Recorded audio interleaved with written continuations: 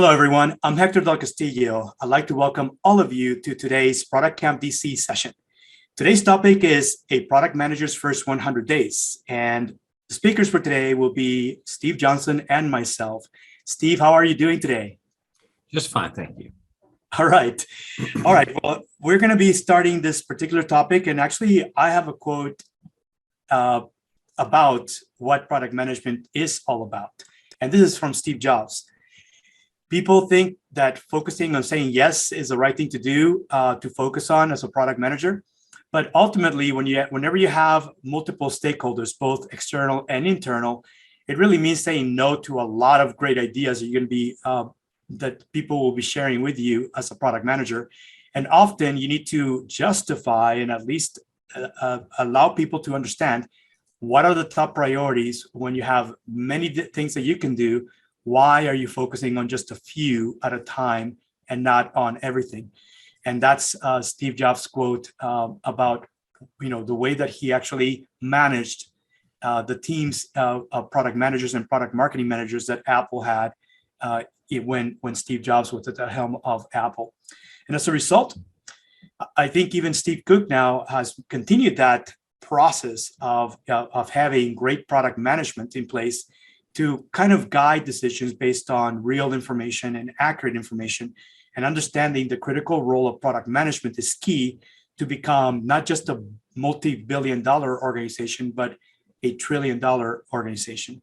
And that's the result of Apple, because they've had product management and product marketing for a long, long time, and lots of them as their product portfolio has expanded around the world. Today's discussion will be as follows. We're going to talk about, Steve and I will have a discussion, and we're going to be asking you guys questions, expecting you guys to unmute yourselves and actually contribute.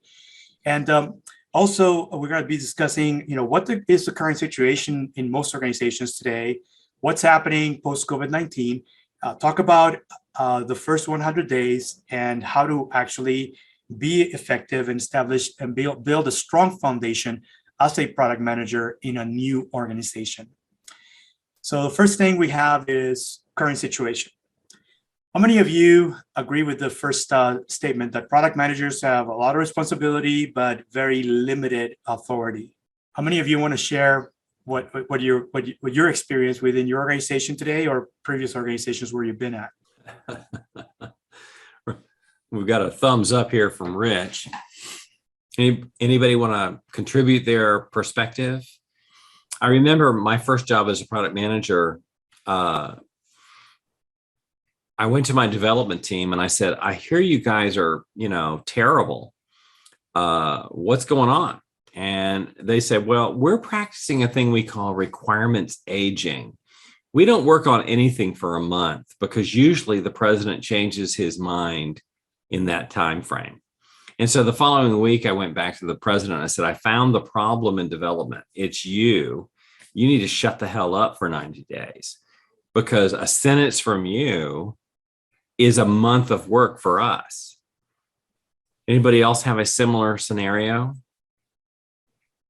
Rich, Mohan, Alejandra, Melissa, jump in. I can share a couple things. A previous company had somewhat recently made the shift to really being product led, and a lot of people were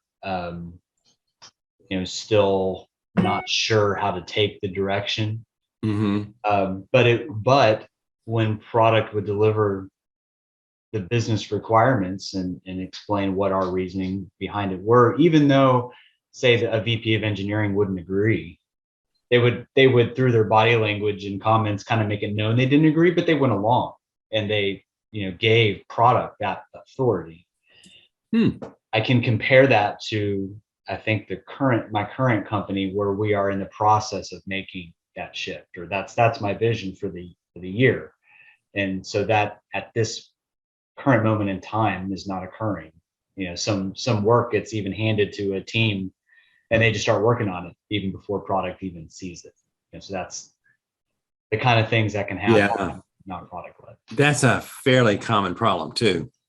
I remember I worked in a kind of a larger organization, and in talking with the developers, I realized that frequently, I mean, really frequently, a salesperson would walk into the development lab and say, you know, I was talking to a customer yesterday and they really want this feature. And the developer would say, oh, that's a great idea. I'll start working on it. And I found out about this. And I went to the developers and I said, how's this working for you? I mean, here's how you be a consultant, right? You be from out of town and you have a 4-square grid and you quote Steve Jobs or Peter Drucker, and then you say, how's that working for you? But anyway, they said, we don't know who to listen to. And I said, let me give you a hint. Listen to me. So what I did was I literally locked the salespeople out of the developer's lab. There is no reason a developer should ever talk to a salesperson unless the salesperson is handing the developer a beer. And the sales guys freaked out. They're like, I can't seem to get in the development lab anymore. And I'm like, yes, you can't. That is correct. If you have an idea, come to me. I will go through prioritization and I will give it to development when it's a top priority. And the developers kind of loved it. And I realized a lot of good product management is good parenting. I mean, years ago, my daughter came to me and said, Daddy, I need you to forbid me to go to a party. And I'm like, say what now? And she's, you know, I trust you. You're great. You're a good kid. And she's like, no, forbid me. And so I went, you're grounded. You're forbidden, you know. And then 5 minutes later, I heard her complaining to her friend, oh, my daddy won't let me go. But she had admitted to me that she knew there was going to be drugs at this party and she didn't want to be in that environment and she just needed somebody to blame. So I went to the developers and said, dude, I'm all about blame me. And I think that's, I think we really want to give our developers the freedom to say, that's a great idea. You should talk to Steve instead of, okay, I'll start working on this right away. Mm-hmm. That's a great point. Actually, my experience is that the role of product management changes from one organization to another. You might have the same title, but when you go from company A to company B, it is completely different what you're doing, even if it's a competing product that you're actually now managing or going from company A to B. And that is usually the challenge of product management, is figuring out how to make adjustments in the way you interact with both internal and external stakeholders, because you can't just assume that what worked in company A when you were managing a specific product and now you're in a company B, that you can use the same approach that works. So very quickly you learn that you have to assess very early on, even before you accept a new position, to really understand what you're really getting into. And we'll discuss this in a little bit more. But part of also the current situation, besides the job changing so much based on what is implemented currently and the way that organizations are managed, it's really about relying on strong interpersonal skills, and that not only communication skills, but often because you have to influence, you have to lead by influencing and actually changing people's minds and mindsets. Often it's almost like you have to shepherd people to really align with not only what customers want, but also internal stakeholders, what they really are, what they can do, and the level of effort involved in getting something that customers are asking for, and making sure that at least there's some sort of process by which you're filtering information in a way that allows organizations to very quickly say, let's just not do it necessarily by the value that we're delivering, but also take into account the level of effort that it will require to actually get it done. And so building strong relationships is also something that is key. And Steve, I don't know if you want to turn this into a question to kind of get people's opinions on this. I think you want to turn it into a question so you can see what FedEx just brought you. Yes. But, you know, something that Hector said to me earlier I didn't realize this change had happened, but we used to call things soft skills. And nowadays we're calling them strong power skills. I think that's brilliant. So anybody want to comment on using your soft skills or your power skills to build strong internal relationships? Anybody? Paul? I just everything you're saying is hitting home. For me, it's what I preach as well. I had a interview candidate actually ask me at the end of his interview the other week what I thought was most important, or what I was looking for in a PM candidate. If it was hard skills or the soft skills, and without hesitating, I said it's the soft skills. Yeah. Especially in our journey, my company's journey, we're having to earn that clout, that respect, and we're going to do that by really showing everyone that we know what we're doing. Right. We're getting buy-in, so it's being little internal politicians, making sure everyone is on board and is agreeing, and that we're able to, those interpersonal skills also help us detect resistance, concern, and that gives us the opportunity to address them. So if you're not listening, not just to the customers, that's a whole other conversation, but if you're not listening to what's happening even inside the organization, you may be missing things you can address that will help you kind of accomplish your own objectives by dealing with those internal stakeholders. So absolutely what'd you say, strong power skills, but those interpersonal skills are critical, absolutely critical. They really are. We had a discussion last week. I also participate in a thing called Topic of the Week with in the product growth leaders community. And we were talking about, where does trust come from? And I don't actually trust very easily.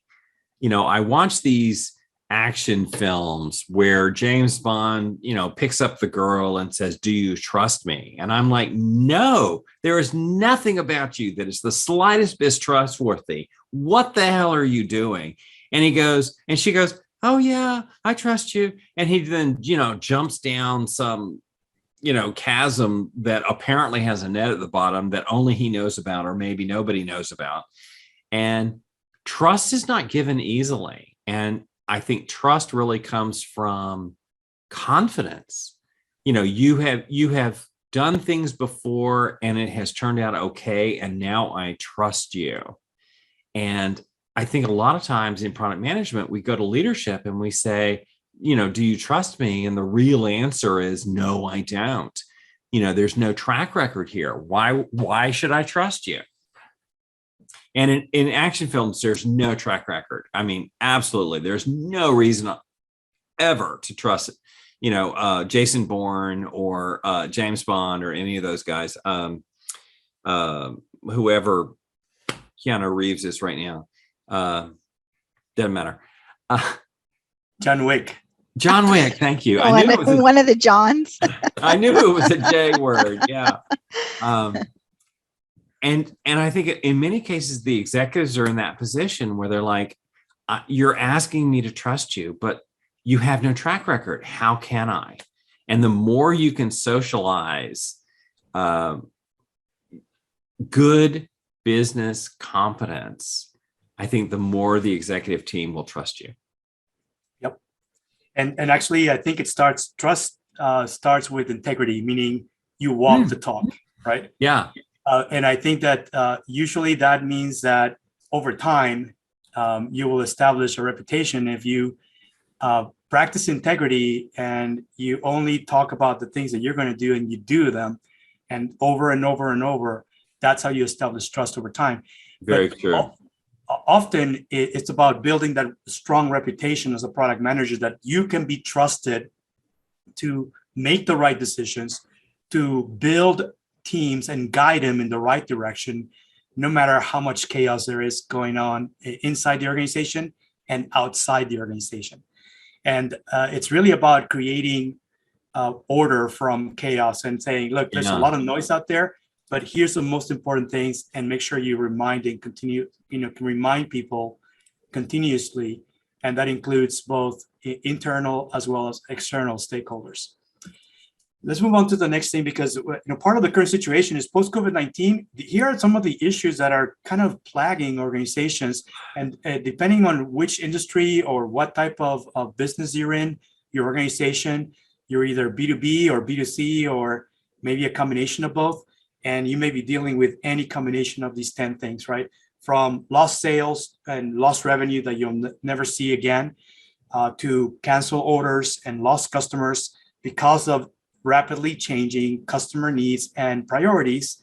And things like inflation and other things are causing all of this, and are sort of like a result of all these things. But also changing dynamics in the way you interact with customers, because you're not necessarily meeting them face to face anymore. Disruptive product launches and product milestones. Maybe less people now because you've downsized or right-sized. And maybe people have left and gone to a bigger organization. That's what's happening in many organizations. They're not necessarily hurting, but larger organizations are going after very highly sought after product managers and bringing them on board instead. And in smaller organizations, unable to keep up because they can't offer the same salary or benefits. And also working remotely is another wrench in the process. And supply chain disruptions that may be long-term and that may be impacting that you cannot keep up with more demand because you just can't do more of that, and then changing customer landscape as well. Hector, I have a story about team capacity. I have a friend whose entire Indian development team got COVID. And the entire team was hospitalized. I mean, it wasn't like, oh, I've kind of got a little bit of it. No, they had all of it. And her boss had the audacity to say, do you think this will impact the roadmap? Yeah, I think it will. I mean, what the hell? It's almost like some of the executives we work with have no idea how software gets made. But if 0 people are working on the features in the roadmap, then guess what? We're going to miss some dates. And the other thing that's interesting here is everybody outsourced in various flavors over the last few years. And it seems like the remote collaboration should not have been such a great deal. I mean, in my lifetime, I've always been remote. I mean, my first job as a product manager, I was here in DC. My developers were in Los Angeles. And my boss said, do you want me to move you to Los Angeles? And I said, no, I don't use drugs or tan well. And so we were remote from the beginning. And I find most product managers actually are remote. But what we're now finding is within a team, this remote collaboration is something that the organizations we work for have not really accommodated. And one more little rantette here. So many people are saying it's time to come back to the office. We have no protections for you. We have no idea if you're going to get COVID or not, but we want you to come back to the office because we're spending lots of money for this building. But these buildings aren't designed for collaboration. So why should I go to the office? I have a better computer at home. I have a better office at home. Why should I come to the office? And the only possible answer to that is collaboration. So the offices should be reconfiguring for, collaboration and hybrid collaboration. Somebody's on Zoom. We've got somebody on big boards. We've got lots of cameras. We've got big meeting spaces. We don't need hoteling. We don't need individual cubicles. What we need is workspaces. And so I find myself going, oh my gosh, maybe WeWork was right about what we were really looking for. But those are 2 rants I have on these top 10 challenges. Yeah, what I was going to say about that on collaboration, remote collaboration, is that it's turning, space is now turning, I think, for the most effective organizations into whiteboards, electronic whiteboards, so you can share on tools like Zoom, and also Slack as well. Yeah. For asynchronous communication that is private as well and secure. So I agree. But I think we're long overdue for dealing with some of these remote collaborations, as opposed to, gosh, the people in India are online now, so I guess we ought to wake up at 5 a.m. so we can connect with the Indian team. And oh wait, we've also got a China team, so we need to stay late for them. And in many cases, leadership has just dumped on the product managers, you need to work 24 hours a day. And I think COVID has really, in many ways, helped us to say we need asynchronous collaboration tools so everybody can communicate when it's convenient for them to communicate. I got an email recently that so affected me that I changed my signature line to it. And the person sent it to me, said, I'm sending this when it's convenient to me. Please reply when it's convenient to you. And that's now my signature. I don't need to know in 17 seconds. I'm sending you an email. Yep. Anyway, I derailed you. Keep going. Let's talk about the phases of the roadmap. Yeah, so we actually took this and borrowed this from Gartner. This is looking at 100 days from the start of a new product management position, and divide this into 6 separate phases, actually 5. Prepare, assess, plan, act, and measure. And there's overlap between these phases, of course. But here's kind of a guide, and Steve and I will actually break this down into go through phase by phase. And hopefully we'll get also some feedback from you. And if you have any questions or comments regarding each of these phases, be sure to let us know. So we're going to start from the bottom all the way to the top of this chart in the way we're going to be covering this. So this is the first 100 days as a product manager. So the preparation phase may start before. And actually, I'd say the first one for sure, the first couple of bullets in here, I will do this even before I accept the job, because I will make sure that, going along with what Steve was saying earlier, don't trust anybody, even your new supervisor. You've interviewed, you have gone through maybe multiple interviews, talked to several different people, and they're all telling you that it's a great organization to work at and that product management is very important within the organization. Well, do you trust that on the interview? If you're not already asking questions to really evaluate whether or not that is the case, make sure you understand what the culture is like and how decisions are made within the organization, because all of this will impact you, whatever you do as a product manager, deeply. And you want to make sure that you understand who are the key stakeholders that will be either for you or against you, because there will be stakeholders that may be detractors, others that will be fully for you and want to back you up in whatever you do as a product manager. But you want to make sure that you're identifying those stakeholders and their numbers to kind of set your own expectations accordingly. And Steve, I wasn't really sure if you have anything else to share as to how you would, what you would do before you actually start the job. I honestly, I've never really thought about that.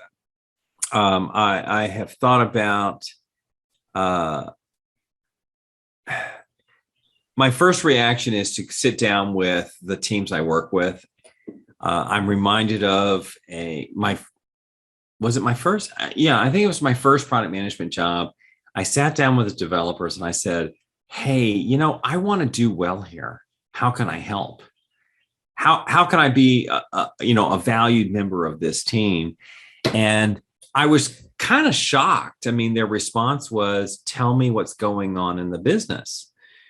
They wanted to know our revenue goals. They wanted to know recent deals we'd closed, recent promotions we had run, any research I had done directly with, real people. But I actually, in fairness, I don't think I've ever really thought about that period before the job begins, because I'm generally like, I'm still doing the old job and I've got like 1 week in between the old job and the new job, and I should take a vacation, but I don't. So no, I don't have any valuable insight there. Okay. Yeah. So one of the things that I do is I always talk about, specifically what objectives, what would you expect me to do as a product manager if I'm hired? That's one of the questions that I typically will do. Well, to that point, I certainly did that in the interview. Tell me about a typical day, right? Yes, exactly. And That's, what are the day-to-day things that you do as a product manager, and what would be your expectations of a good day versus a bad day? And, those kinds of conversations you can have, informal conversations while you're interviewing with different interviewers before you accept the position. And just kind of make sure that you are actively listening and capturing what they're saying, because not everybody will be aligned in the response to those questions. So you're looking for, how consistent of information are you getting from the different people that are interviewing you, and you're really interviewing them about what is it like, what is it really like for you to work here, and what are the things that you like and what are the things that you don't like. And of course, part of that will be just having an exchange while you're doing that interview in a way that you're a great diplomat, so to speak. True. So once you start, you begin assessing, and I really break this down into 5 things that I like to assess as early as possible. So before the interview, I assess just the company and how they're doing in their industry, and also look at their closest competitors.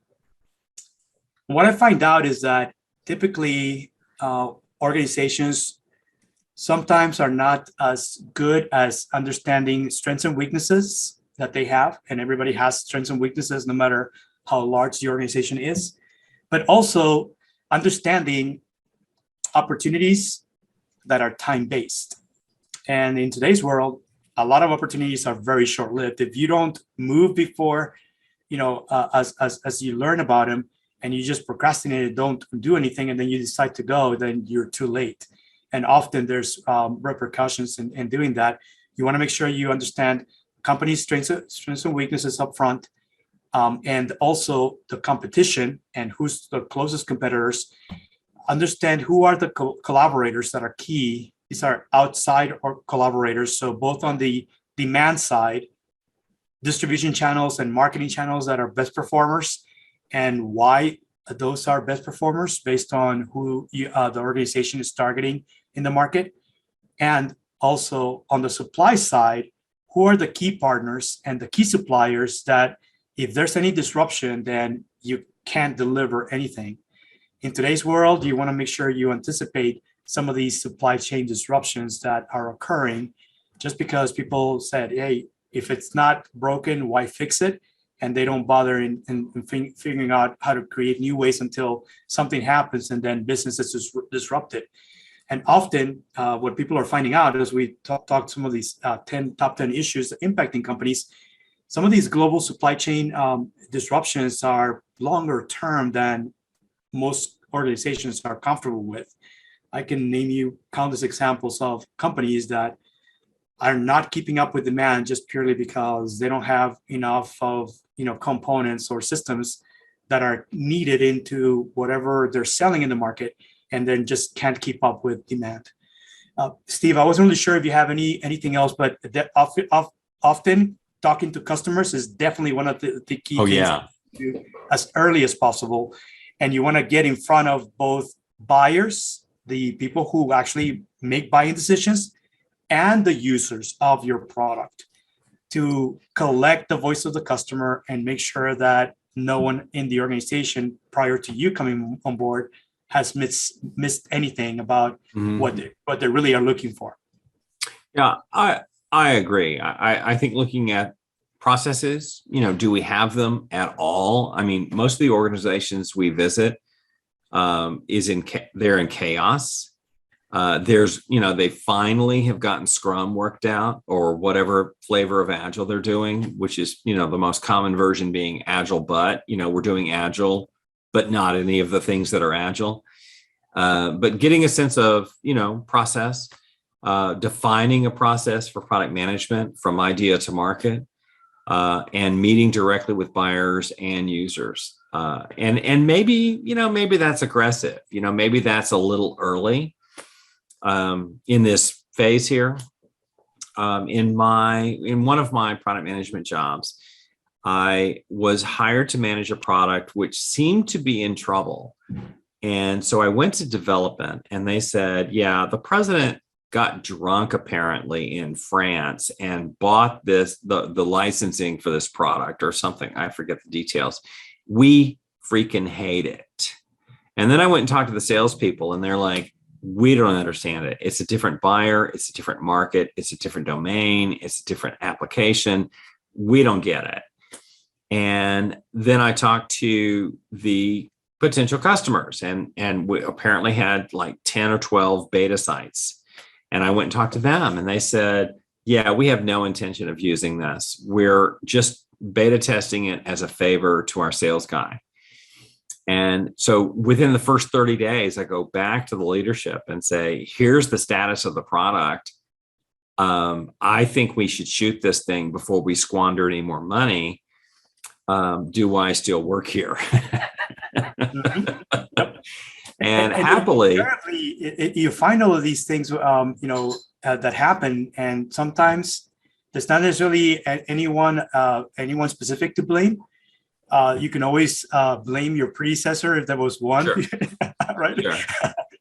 Well, that reminds me of the 3 envelopes, right? I mean, you take your new job, you open the desk drawer, there's 3 envelopes, and it says open me in case of emergency, open me. And 30, 60, 90 days later, you have some disaster and you open the envelope and it says, blame me, blame your predecessor. Yes. And then, 180 days goes by and there's another disaster and you open the second envelope and it says, take the blame. And then 6 months later, there's another disaster. You open the third envelope and it says, get 3 envelopes. Yep. So you want to make sure that at least you have those, those prepared ahead exactly. of time. Exactly. And again, between the phases that we're talking about, there's a little bit of overlap. So in the planning phase, you're now gathering the voice of the customer. You're gathering information about competitors and doing competitive analysis in different ways. You're gathering information about the company itself and the expertise, the skills you have versus the skills that are really needed for whatever customers are asking for. And there may be gaps in people, gaps in processes, because they may have either too many processes or not enough processes and not the right balance of processes and systems that are needed to continue ensuring that the organization is running well.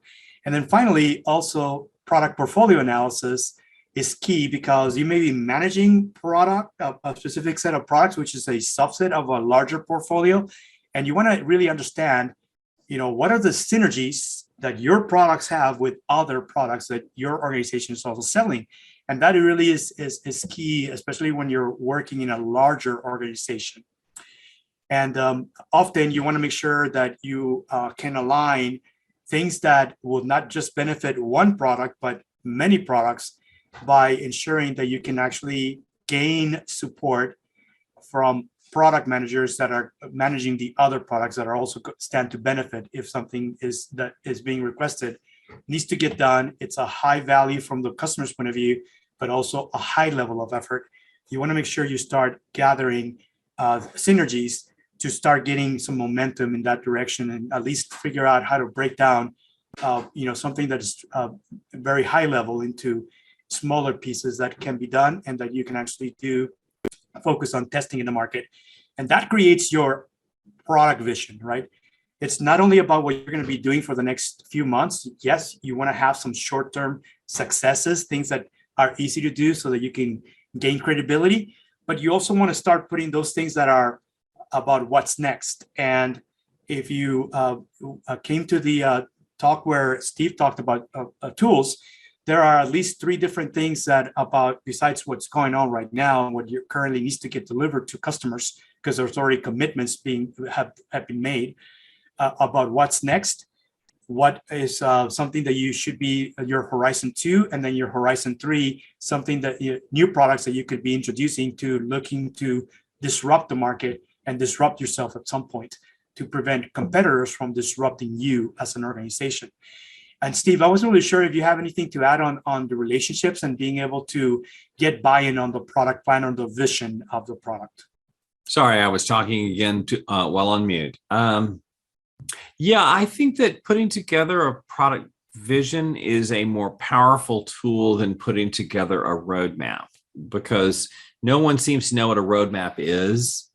And any commitment you make in a roadmap is more aggressive than you can probably really deliver on.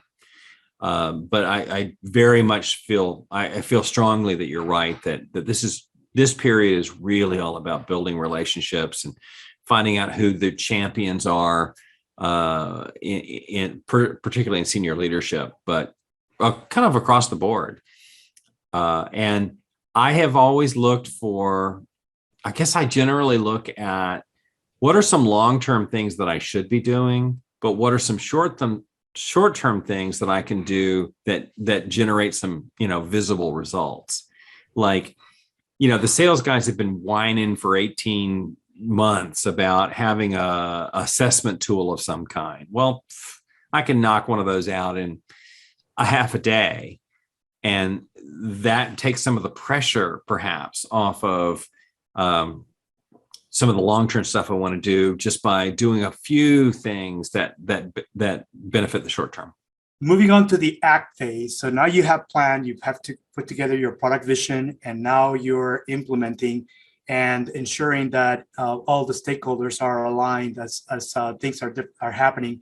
In here, you're going to be looking for beta customers to test some of the functionality that is about to be released in the next month or so, or the next few months.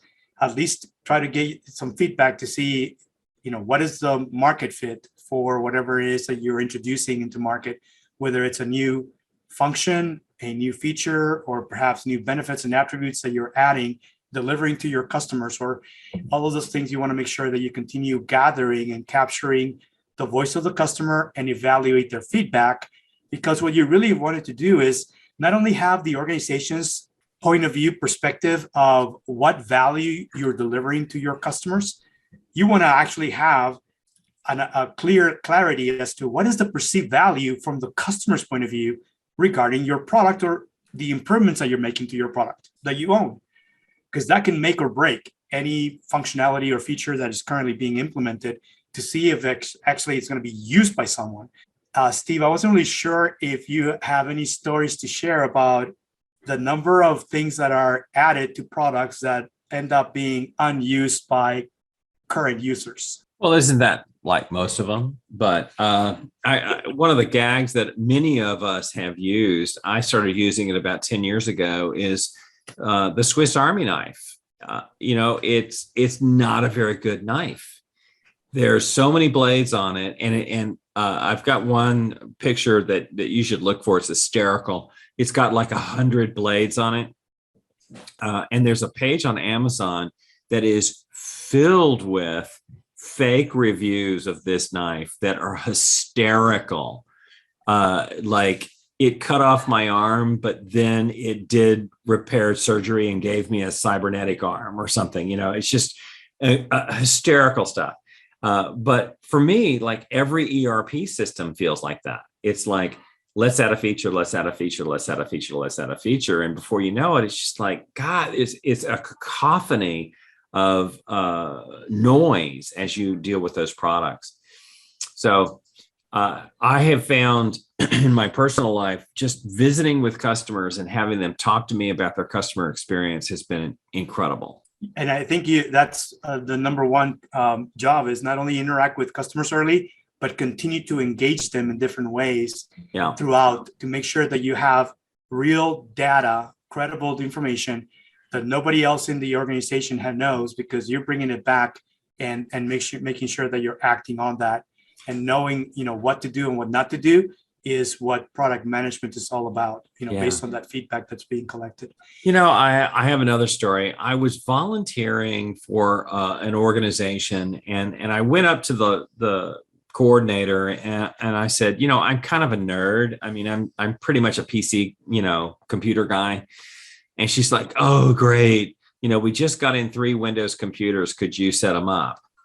And so, I spent some time setting them up, which is basically reading a book and then periodically clicking OK. And then she said, oh, and, could you get our printer on the Wi-Fi, And so I'm doing these silly things. And meanwhile, these elderly women are all swearing at their computers. And I finally went over and I said, what is going on here? You guys are swearing like sailors. And they're like, oh, I know, I found another Mr. and Mrs. record. And I'm like, I've been in computers my whole life. That is not a computer term. So what do you mean? And they said, let me show you. And they pulled up this record where the title had an ampersand in it. And so the title was Mr. and the first name was and Mrs. and the last name was Steve and the suffix was Johnson. And I went, well, what happened there? And they said, oh, well, we had another one of you computer nerds come in here and imported a bunch of records and and kind of screwed up the database. And I said, well, is this consistent? And they said, I don't know. Let's look. And sure enough, like 20% of their database was broken this way. And I quickly wrote an automator script to go just paste everything where it belonged. And I put it on the network and I said, check this out, hit this button. And they did. And they freaked out. And they were like delirious for the next hour as they would bring up a bad record and hit the button and then shout, hooray, another one, And I was overwhelmed. But finally, I sat down with them and I said, why didn't you tell me about this when I walked in? And they said, oh, well, it never occurred to us that computers could fix themselves. It's computers suck. Everybody knows that. So, they're just tedious. And the moral of my story here is I interviewed the coordinator who told me to set up the Wi-Fi printer, but I observed the volunteers who were having this problem. And if there's anything you can do in the early days of being a product manager, observing your customer using your product is the number one thing to do. That's a great story, by the way. Let's go on to the last place, which is measure, because now you have actually planned, you now have set objectives, and now you need to measure to see what the outcome is like and figure out, do you need to make adjustments? So it is about KPIs for your product, specifically based on success metrics that you have already come up with. And then you're looking to see what is the fit with your customers. Is it in the right direction? Or is your net promoter score going up or down, kind of thing? And making decisions, bringing that information to make decisions as to whether or not you need to readjust. And that's the approach where now, if you have an agile process going on, you can always reprioritize a product backlog as you're collecting different priorities, different needs, or shifting needs and priorities from customers, but also maybe getting opinions that you didn't think, or ideas of things that you didn't think about or no one in the team has thought about, by being able to gain that perspective from your customers and users, and then be able to make those adjustments as you need to in the way you prioritize and reprioritize your backlog, and maybe adding or changing some of the items that are in your product backlog before they're committed for development. Steve, I wasn't really sure if you have anything else to add on the measure phase itself. Just one note. In fact, I posted it to the chat stream. One thing many product managers forget is to look for ways to measure success, their own success. And I often have, presidents or leaders say, hey, Steve, don't you think that product managers should be bonused on revenue? And I said, actually, no, I don't. That will encourage them to support today's sales efforts. But I want product managers focused on the future, not the products we have now, but the next set of products and the ones after that. So what I really want to do is pay them a bonus on next year's revenue. If you can figure out how to do that, that'll be great. And sometimes they press me and they're like, no, really? I mean, don't you think? And, those of you who have done surveys know that you're not supposed to write a question that's like, don't you agree with me?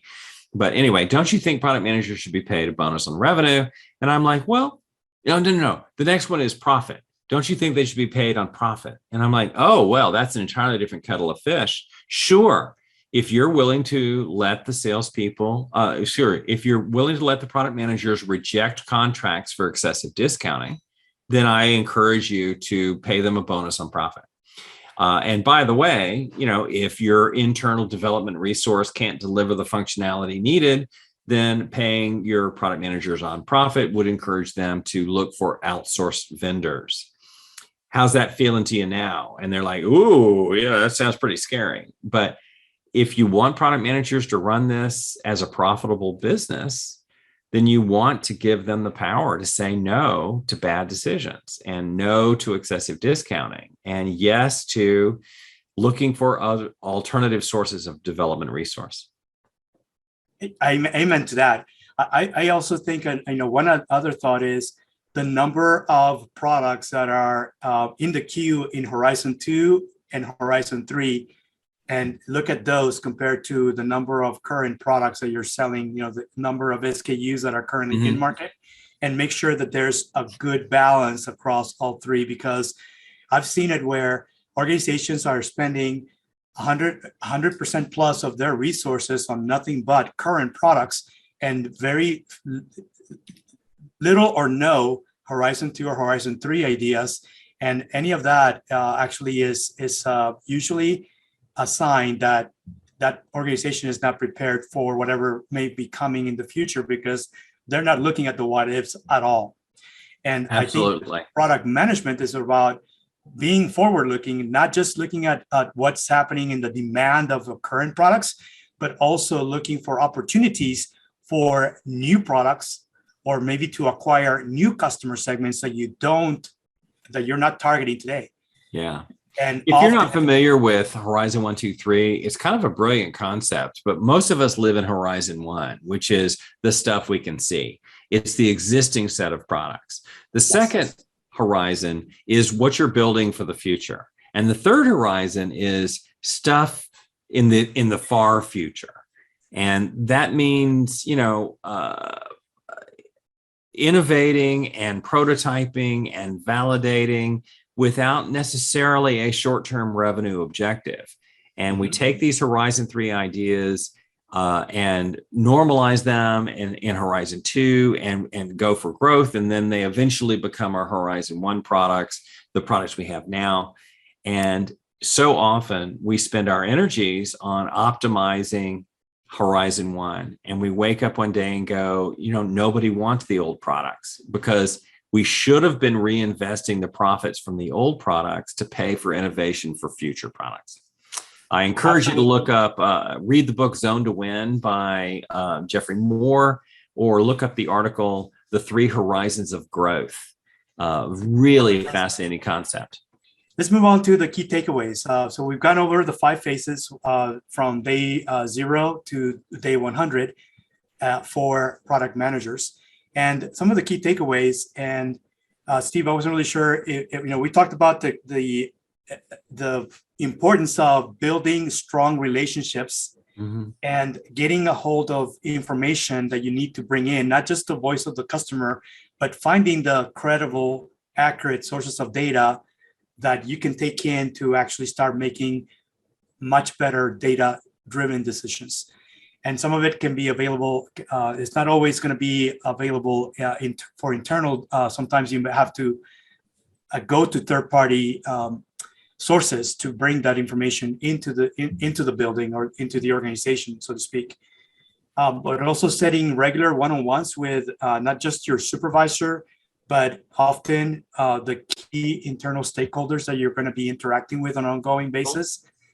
People from customer support, from marketing, from sales, from development, but also if there's fulfillment and other, if there's manufacturing and other parts of operation that involve your product, you need to identify all those stakeholders and make sure you have regular one-on-ones.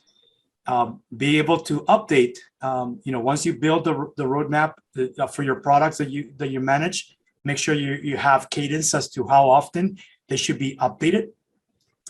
And then also being able to keep a close track of what's happening to the business climate and how it impacts demand for your products, and how also it impacts your suppliers and your distribution channels, because all of those things are external stakeholders that are key for you to actually be able to deliver the value proposition that you're delivering into your customers.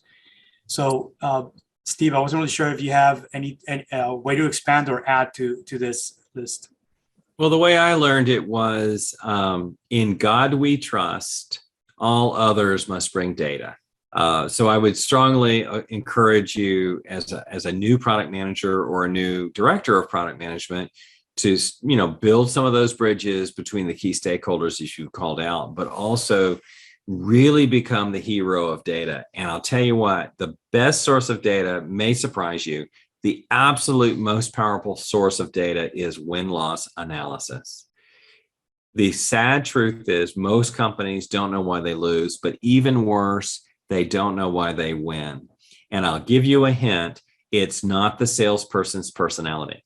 And yet every sales training thing is all about you've got to build relationships. And the truth is nobody really wants a relationship with a sales guy.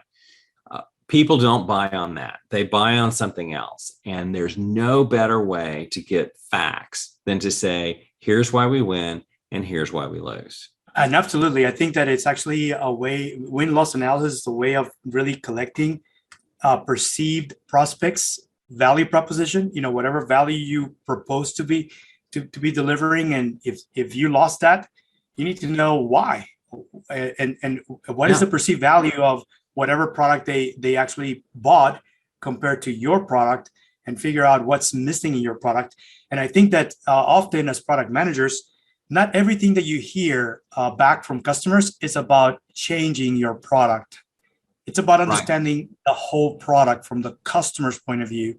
And it could be as simple as, hey, you don't have clear documentation about how to do this step that I'm struggling with, and no improvements needed to your product, just better documentation. These are things that are about whole product, that are about, how do you train better? How do you actually improve your documentation that is customer facing? How do you provide access to an expert that can walk customers, users into how to do the right things pretty quickly without having to struggle through the many options that are part of your product, and make sure that they can begin using it as soon as possible. The more of this that you do, and understanding the whole product perspective from the customer's point of view, there's going to be plenty of ways that you can improve the performance of your product, because you're making it more usable and a lot easier to use and a lot easier to adopt. That won't necessarily mean more development. And I think that that's one of the things that I would add, because I've seen this where much of the information that I'm hearing from customers, I'm saying, yeah, we already support this, but what they're talking about is that they're not really sure, or no one really walked them through this new thing that we did. And we think that we have good, well-documented things, and it's not as well documented from the customer's point of view. And often it leads to a misunderstanding about what the product really is supposed to be doing and how much time and effort it's supposed to be saving customers and users. Hector, before you leave that point, I want to make one more rant on win-loss. I've worked with win-loss professionals for the last 10 years, and losses are almost never about the product. They're almost always about sales enablement and customer enablement. It's amazing how often it's like, oh, I didn't know your product did that. It's not that your product doesn't do it. It's that I didn't know they didn't do it. Or, more than anything, I find that win-loss analysis should be done by product marketing rather than product management, because you mostly learn how to better enable your sales team and how to coach your sales team. Anyway, keep going. Well, and I think it also is the other way around. Agile, I think, has really, in a lot of ways, broken the process of understanding a whole product, because now we have a way as product managers that we focus on always bringing back feedback and always thinking of something new to implement into the product, and you're changing it too quickly. And often what I'm finding out is that there are users that are used to seeing a certain icon or a certain function on a specific place in the menu that you have, and all of a sudden a new bell and whistle is added, and now that particular functionality disappears from the main thing where it used to be there. And now customers that are used to seeing that same functionality being available in a specific step or manner, it's no longer available because it's hitting somehow, or it was moved somewhere else. And now they get really frustrated because what a product that was working perfectly in the previous release, now with the update or upgrade, it's gone and they don't know what happened to that. And, it's in many ways, I've seen it happen to me in many of the products that I use and that I rely on almost on a daily basis. And I can't tell you how frustrating that is when I see that these things, there's way of tracking usage. Why are they not seeing that there's a number of users that depend on a specific functionality being available in a specific manner in their product. And when they make it disappear without no notification and no documentation as to where it's gone, I think it's kind of frustrating sometimes. And it's what I see when a lot of these companies are doing what's so-called product-led growth, where they just continue to change and do a lot of A/B testing, and they don't really they're not really doing it based on how their users are using their product today. It almost seems like they may be gathering the information. No one is analyzing it to see, was anybody going to be angry or frustrated when we take away this functionality and replace it with something else that is completely different from what the previous icon did. I don't know if you've encountered that at all, Steve. It's always tricky when you change any aspect of the user interface. But I just a real quick one, my development team sent an email on Friday afternoon at 5 p.m. Eastern time saying the new release goes live tomorrow morning. And no one had any understanding of what was in the new release. And all I could envision was all of these people showing up on Monday morning and finding a new user experience. That's not how you do a launch. If you change anything in the user experience, you have to prepare people for it. But lots of good tips here today, Hector, on the best ways to get on board. And I like that roadmap concept you had. Here's our coordinates on the screen. I'm S. Johnson at 717 on both LinkedIn and Twitter. And that's also my birthday. So if you want to send me a note on July 17, that would be cool. And Hector's coordinates are here as well. Hector del Castillo and HM. You couldn't get Hector on your Twitter? Oh, it's too many letters. No, too many letters. I wanted to keep it short. I gotcha. No, this has been a good session. Thank you, Hector. Yes, and I want to thank all of you for listening and also contributing. And if you have any other questions, feel free to reach out to us, and we'll be more than happy to have a one-on-one discussion regarding your next opportunity as a product manager and how can you use today's roadmap to kind of establish a strong foundation and a good reputation as a product manager in a new organization. Thanks, everyone, for joining, and we hope to see you same time, same channel, 1 month from now at our next session. All right. Thanks so much, and have a great rest of your week. So long. Bye-bye.